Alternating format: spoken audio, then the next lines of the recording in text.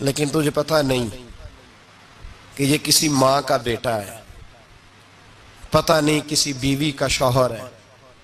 ایک ہمارے دوست ہیں، بزرگ ہیں، ان کا داماد فوت ہو گیا، نشہ کرتا تھا، تو میں تعزیت کرنے ان کے گھر پہنچا تو کھڑے ہو گئے ہاتھ باندھ کے، کہنے لگے حضرت صاحب باقی ساریاں گلاں چھڑ دیو، صرف نشے تے تقریر کریا کرو۔ وہ جب جیتا تھا تو تب بھی اس کے بچے یتیم ہی تھے، یتیم ہی تھے۔ میری بیٹی جب میرے گھر آتی تھی اور میں اپنے پوتوں کے اتنے کپڑے اسے پہننے کو دیتا تھا تو میرا کلیجہ پھٹتا تھا، اور میری بیٹی اس کی زندگی میں بھی بیوہ کی زندگی گزار رہی تھی۔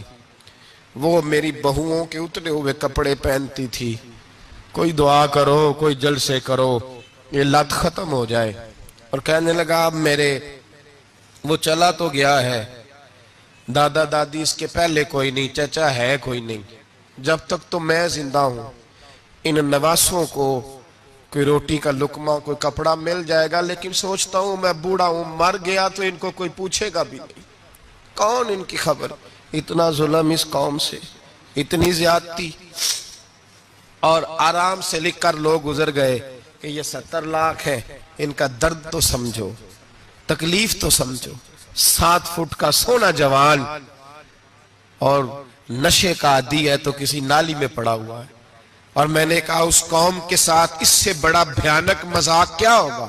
کوئی دانشور تھا بڑا ظالم، اس ظالم سے کوئی مشورہ لینے آیا، اس نے آ کے کہا تو بڑا ظالم ہے، بڑے کڑوے مشورے دیتا ہے، میرا ایک دشمن ہے، میں اس سے بدلہ لینا چاہتا ہوں، میرا دل کرتا ہے اس کا بچہ قتل کر دوں تاکہ وہ تڑپے۔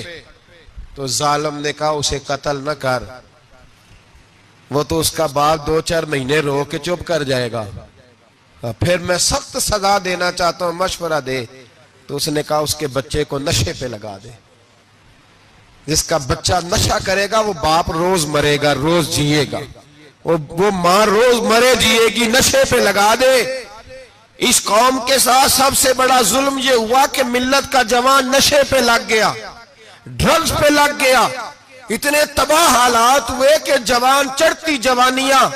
اماں نے کتاب دے کے بھیجا تھا اور کالج سے واپس آئے تو نشے کے ٹیکے ہاتھوں میں پکڑے ہوئے، ٹیکے۔ اور آپ کے اس ملک کے اسلام آباد میں ایک دن میڈیا نے وہ خبر بھی وائرل کی اور وہ چیز بھی دکھائی لوگوں کو، 3 مہینے کا بچہ لے کے نشئی سڑک پہ آ گیا، اس نے کہا میرا نشہ ختم ہو گیا، میرا بچہ خرید لو، 2 پڑیاں دے دو۔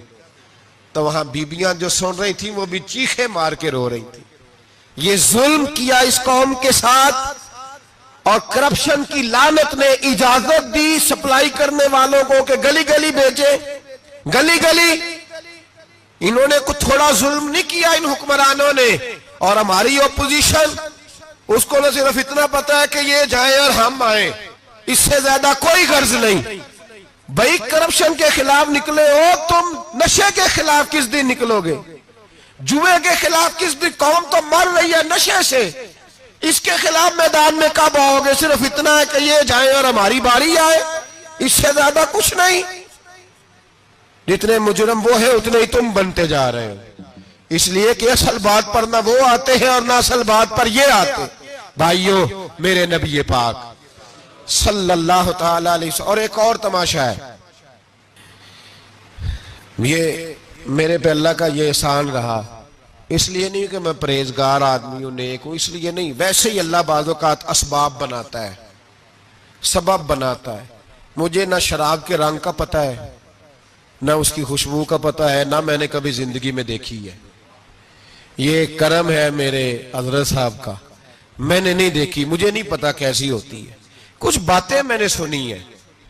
ایک محفل میں بیٹھا تھا مجلس میں، تو ایک شخص نے کہا کھانسی نہیں جاتی بچے کی، دوسرا اس کو مشورہ دے رہا ہے، کھانسی نہیں جاتی، بڑی دوائی دیسی بھی فلاں بھی بڑی کھائی، مشورہ دیا اس کو کہ تو اس طرح کر، اس کو نا شراب کے 2-4 چمچے پلاؤ، کہتے ہیں جی اس کو نا یہ پلاؤ تو صحیح ہو جائے گی۔ تو میں نے پلٹ کے اس کی طرف دیکھا, میں نے کہا کوئی عقل کر, کیا مشورہ کرنا مولانا, میرا تجربہ ہے. میں نے کہا تیرا تجربہ افضل ہے یا رسول اللہ کا فرمان زیادہ افضل ہے؟ تیرا تجربہ افضل ہے. حضرت ام سلمہ رضی اللہ تعالیٰ عنہ کہتی ہے میں نے عرض کی یا رسول اللہ صلی اللہ علیہ وسلم میری بچی بڑی بیمار ہے, تو مجھے کسی نے کہا ہے یہ تھوڑی سی نشے والی چیز ہے, یہ بنا کے تیار کر کے دو صحیح ہو جائے گی. بیمار ہے بچی تو یہ نشے والی چیز ہے, اس کو تیار کر کے دو, تھوڑا نشہ ہے. اگرچہ بعض, میں نے شروع میں کہا, بعض لوگ مریض کو, سخت مریض کو ایسی ادویات جو مجبوری بن جائے اس کی گنجائش اور اجازت دیتے ہیں. محتاط علماء تو اس میں بھی بہت ساری چیزیں پہلے بیان کرتے ہیں, لیکن اس نے کہا جی نرا نشہ دینا ہے شفا کے لیے. تو حضرت ام سلمہ کہتی ہے میرے نبی پاک نے میری طرف دیکھا, میری طرف, تو میں نے کہا یا رسول اللہ آپ کیا فرمانا چاہ رہے ہیں؟ تو نبی پاک نے فرمایا ام سلمہ کبھی ناپاک چیز میں بھی شفا ہوئی ہے, کبھی ناپاک چیز میں بھی, کبھی شراب اور خمر میں بھی شفا ہو سکتی ہے. شفا رب کریم نے رکھی ہے پر شہد کے اندر رکھی ہوئی ہے, شفا اللہ نے رکھی ہے قرآن مجید میں رکھی ہوئی ہے. تو اس میں بھی کبھی یہ حضور نے بیان کیا ہے کہ اس کے اندر شفا ہو سکتی, تو امت کتنی دلیری کرتی ہے جو یہ مشورے دیتی ہے کہ اس کے اندر نشہ ہے, شراب ہے, تو کھانسی چلی جائے گی تو فلانی بیماری چلی جائے گی. نہ آؤ ان چیزوں پہ, نہ اپنے ایمان کو خرابی دو, اور نہ ایسی باتیں کرو جس سے کہ ڈائریکٹ رسول اللہ صلی اللہ علیہ وسلم کے واضح ارشادات کی مخالفت ہو. میرے نبی پاک صلی اللہ علیہ وسلم نے فرمایا, اور پھر کچھ لوگ کہتے ہیں تھوڑی پی ہے جی. اب تو میں تجزیے میں پڑھ رہا تھا کہ ایسی شراب ایجاد ہو گئی ہے, لوگ شراب پیتے ہیں اور وہ مست بھی رہتے ہیں, کار بھی چلاتے رہتے ہیں, کہتے ہیں جی نہیں ہمارا ذہن معاف نہیں ہوا تو یہ والی صحیح ہے, نشہ نہیں لاتی. میرے نبی پاک صلی اللہ علیہ وسلم نے فرمایا جس چیز کی تھوڑی مقدار, زیادہ مقدار حرام ہے اس چیز کی تھوڑی مقدار بھی حرام ہے, جس کی زیادہ مقدار حرام ہے اس کی تھوڑی بھی. تو خمر اور شراب اگر فل پینا جائز نہیں تو تھوڑی پینا بھی جائز, یہ حرام ہے اور حرام تھی اور قیامت تک حرام ہی رہے گی. میرے نبی پاک صلی اللہ علیہ وسلم نے منع کیا اور حضور نے اظہار ناپسندیدگی فرمایا, اور میں 40 دن تو عبادت ہی قبول نہیں ہوتی شراب پینے والے جب تک سچی توبہ نہ کرے. ایک دن صحابہ بیٹھے تھے سارے, حضرت ابوبکر صدیق بھی تھے, فاروق اعظم بھی تھے, عثمان غنی بھی تھے, ڈھیر ساری تعداد تھی صحابہ کی, سارے تشریف فرما تھے. حضرت عبداللہ ابن عمر رضی اللہ تعالیٰ عنہ حدیث کے راوی ہیں, اور مستدرک للحاکم کے اندر, ابن حبان کے اندر یہ روایت موجود ہے. فرماتے صحابہ نہ بات کر رہے تھے, اور بات یہ کر رہے تھے کہ یار لوگوں کو گناہوں سے کیسے روکا جائے, لوگوں کو گناہوں سے گفتگو. صحابہ یہ کر رہے تھے, عبداللہ ابن عمر کہتے ہیں بیٹھے تھے اور یہ گفتگو کر رہے تھے کہ گناہوں سے پلاننگ جی ہوتی تھی. ان کی جو محفلیں ہوتی تھی نا بیٹھ کے, وہ خوش گپیاں نہیں ہوتی تھی, بلکہ وہ تبلیغ کی, جد و جہد کی, لوگوں کو برائی سے منع کرنے کے لیے بیٹھتے تھے, اس پر منصوبہ بندی کرتے تھے, پلان کرتے تھے, آگے ترتیب دیتے تھے. گفتگو ہو رہی تھی تو اب آپس میں بات ہونے لگی کہ کون سا گناہ زیادہ برا ہے جس پر سب سے پہلے کام کیا جائے. تو دور ایک صحابی بیٹھے تھے, ان کا نام تھا عبداللہ ابن عمر. ایک عبداللہ بن عمر ہے اور ایک عبداللہ ابن عمر ہے. حضرت عبداللہ ابن عمر دور بیٹھے تھے, بڑے سمجھدار سیانے باریک بین آدمی تھے. تو حضرت عمر فاروق اپنے بیٹے سے کہنے لگے جا عبداللہ ابن عمر سے پوچھ کے آ کہ سب سے سخت گناہ کون سا ہے. توجہ ہے میرے بھائیوں, ادھر دیکھیے گا میری جانب, پوچھ کے آ کہ سخت گناہ کون سا ہے. عبداللہ بن عمر رضی اللہ تعالیٰ عنہ کی خدمت میں جب عبداللہ ابن عمر گئے تو جا کے کہنے لگے کہ صحابہ پوچھتے ہیں کہ آپ نے زیادہ وقت گزارا ہے نبی رحمت صلی اللہ علیہ وسلم کے پاس, تو بتلائیے برا گناہ کون سا ہے, سب سے سخت گناہ, تاکہ سب سے پہلے اس پر پابندی لگائی جائے, اس پر محنت کی جائے. تو حضرت عبداللہ ابن عمر کہنے لگے صحابہ کو جا کے بتا دو کہ سب سے برا گناہ شراب پینا ہے، سب سے برا گناہ، اور یہ ام الخبائث ہے، برائیوں کی جڑ ہے، گناہوں کی ماں ہے، یہ بنیاد ہے، باقی گناہ اسی سے شروع ہوتے ہیں۔ کہتے ہیں میں نے آ کے بتایا تو حضرت ابو بکر صدیق رضی اللہ تعالیٰ عنہ اور سیدنا فاروق اعظم کہنے لگے خود جاتے ہیں، ان کے پاس خود جاتے ہیں، چونکہ ہم نے بات سننی ہے ہم خود جاتے ہیں اور ان سے جا کر کے سوال کرتے ہیں کہ اگر آپ کو اس تفصیل کا پتہ ہے نا تو اس کے پیچھے بھی کوئی تفصیل ہوگی جو میرے نبی پاک نے بیان کی ہوگی صلی اللہ تعالی علیہ وسلم، اس تفصیل کا بھی آپ کو پتہ ہوگا جو نبی پاک نے بیان کی ہوگی، اس بات کے پیچھے جو بیک گراؤنڈ ہے، جو پس منظر ہے۔ فرماتے ہیں کہ ہم اٹھے، عبداللہ ابن عمر کے پاس گئے، ان سے جا کے پوچھا کہ جناب آپ نے یہ تو فرمایا ہے شراب ام الخبائث ہے، تو اس کے پیچھے پس منظر کیا ہے؟ تو عبداللہ ابن عمر کہنے لگے یہ میں نے اپنے پاس سے نہیں کہا، یہ میں نے نبی پاک سے سنا ہوا ہے۔ حضور سید عالم صلی اللہ علیہ وسلم بیٹھے تھے تو حضور نے فرمایا شراب یہ نشہ یہ برائیوں کی ماں ہے، اور پھر حضور نے ایک مثال بیان فرمائی۔ نبی رحمت علیہ السلام نے فرمایا بنی اسرائیل کا ایک واقعہ ہے، ایک خوبصورت جوان تھا تو ایک عورت کا دل آ گیا اس پر۔ یہ یاد رکھ لیں، ہم لڑکوں کو منع کرتے رہتے ہیں لیکن ہمیں گھر کی بچیوں پر بھی توجہ دینی ہوگی، ہمیں ان کے فون پر بھی نگرانی کرنی ہوگی، ہمیں وہاں بھی غور کرنا ہوگا، اس لیے کہ اگر کوئی بچی گنجائش نہ دے تو میرا خیال ہے کہ لڑکا جرت کرنے کی طاقت نہیں رکھتا، تو وہاں بھی ان کی اماں سے کہے کہ پابندی لگائے، بچی کسی کا موبائل لے کر کے کہیں اس کو استعمال تو نہیں کر رہی، اس پودے پر بھی توجہ دے، درخت بننے سے پہلے اس کی بھی نگرانی کریں، یہ بھی بڑا ضروری کام ہے۔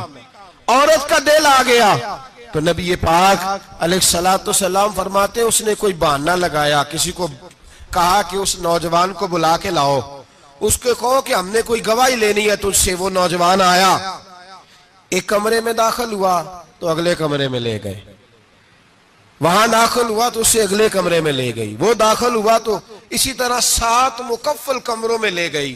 میرے کریم رسول میرے محبوب پاک علیہ السلام فرماتے ہیں، صحابہ کو سمجھا رہے ہیں میٹھے لب و لہجے میں، فرماتے ہیں جب سب سے پچھلے کمرے میں لے گئی تو ایک لڑکا بندھا ہوا تھا وہاں رسیوں سے، شراب کا پیالہ پڑا ہوا تھا، اور بی بی کہنے لگی کوئی گواہی شواہی نہیں لینی، تجھے اس لیے بلایا ہے کہ تیرے اوپر دل آ گیا ہے، اب میرے ساتھ منہ کالا کر۔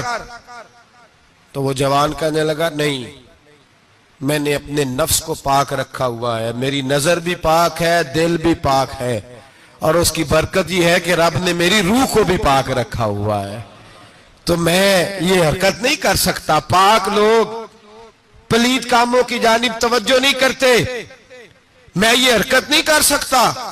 اقبال نے اپنے بیٹے کو دعا دی تھی، اس نے کہا تھا حیا باقی نہیں ہے زمانے کی آنکھ میں، خدا کرے کہ رہے تیری جوانی بے داغ، خدا کرے کہ رہے تیری جوانی بے داغ۔ کہا میرے ساتھ منہ کالا کر، اس نے کہا میں نہیں کرتا۔ کہنے لگی چل پھر اس کو قتل کر، اس کو میں نے باندھا ہوا۔ اس نے کہا میں قتل کیوں کروں، میری کیا دشمنی ہے؟ کہا پھر شراب پیو، کہا میں شراب بھی نہیں پیتا۔ تو وہ کہنے لگی اب تو میں نے تجھے اپنے چنگل میں پھانس لیا ہے، اب تو یہاں سے بچ کے جا نہیں سکتا، اور اگر تو باہر جائے گا تو میں شور کروں گی، لوگ جمع کروں گی، اس نے میری عزت آبرو پہ ہاتھ ڈالا ہے، تو بچ تو نہیں سکتا، ایک کام تو کرنا پڑے گا۔ محبوب فرماتے ہیں اس نوجوان نے سوچا کہ زنا بھی بہت بڑا جرم ہے، قتل بھی بہت بڑا گناہ ہے، چلو اب مجبوری ہے تو شراب پی لیتا ہوں۔ لیکن وہ سمجھا نہ کہ شراب تو بنیاد ہے، اس نے ایک پیالہ جو پیا، کہنے لگا ایک اور دے دو، دوسرا پیا تو کہنے لگا ایک اور دے دو، اب 3 پیالے 3 بوتلیں شراب جو پی چکا تو خماری چڑھ گئی۔ اب اس عورت کے قریب جانے لگا کہ میں تیرے ساتھ زنا کروں گا، اس نے کہا جب تک میں قریب نہیں آنے دوں گی جب تک تو اسے قتل نہ کرے. اس نے اسے قتل بھی کیا, زنا بھی کیا. تو محبوب فرمانے لگے یہ قتل اور زنا جو ہوا ہے تو یہ شراب کی وجہ سے ہوا ہے. گویا شراب وہ جرم ہے جو قتل بھی کرائے گی, جو زنا بھی کرائے گی. اور اگر آپ نشئی کو دیکھیں, اگر آپ شرابی کو دیکھیں تو کیا وہ ڈکیتیاں نہیں کرتا پھرتا, وہ چوریاں نہیں کرتا, وہ اپنی ہی ماں کا زیور نہیں بیچ آتا, وہ اپنی ہی بہن کا پڑا ہوا جہیز نہیں بیچ آتا, وہ اپنے ہی گھر میں ڈاکے نہیں ڈالتا, وہ اللہ کے گھر مسجد میں آ کر کے چوری نہیں کرتا. وہ صرف اس لیے کرتا ہے کہ یہ نشہ, یہ شراب, یہ ماں ہے گناہوں کی, یہ جڑ ہے. ملت کے لوگوں یاد رکھو, اس امت, اس پاکستان کے ساتھ جہاں بہت سارے ظلم ہوئے, وہاں بڑا ظلم یہ ہے کہ بہت بڑا طبقہ جوانوں کا نشے کا عادی ہے. وہ نشہ انہیں عشق مجازی اور عورتوں کے عشق کی جانب لا رہا ہے. وہ نشہ چوریاں کرا رہا ہے, قتل کرا رہا ہے, ڈکیتیاں کرا رہا ہے. بہت بڑے ظالموں نے بہت بڑے ہاؤس بنائے ہوئے ہیں جن کے اندر شراب فراہم کی جاتی ہے, نشہ دیا جاتا ہے. میں نے تو ایسے ایسے لفظ سنے کہ الیکشن کے دنوں میں ووٹ لینے کی خاطر سیاستدان انہیں نشہ فراہم کرتے ہیں, انہیں باندھ کے رکھتے ہیں, روز تمہیں پڑیا ملے گی, ووٹ ہمیں ڈالنا. اتنا ظلم, اتنی زیادتی, اتنا جبر, ایک انسان کے ساتھ کھیلنا. لوٹ آؤ, پکڑو ان کا دامن, اپنے گھروں کو بچاؤ, اپنے دوستوں کو بچاؤ. جاگو جاگو امت کے لوگوں, جاگو. میرے نبی پاک صلی اللہ علیہ وسلم کے کلمہ گو لوگوں کو بچاؤ. ان پر اگر سختی کرنی پڑتی ہے تو کرو, پیار کرنا پڑتا ہے تو کرو, محنت کرو, جدوجہد کرو.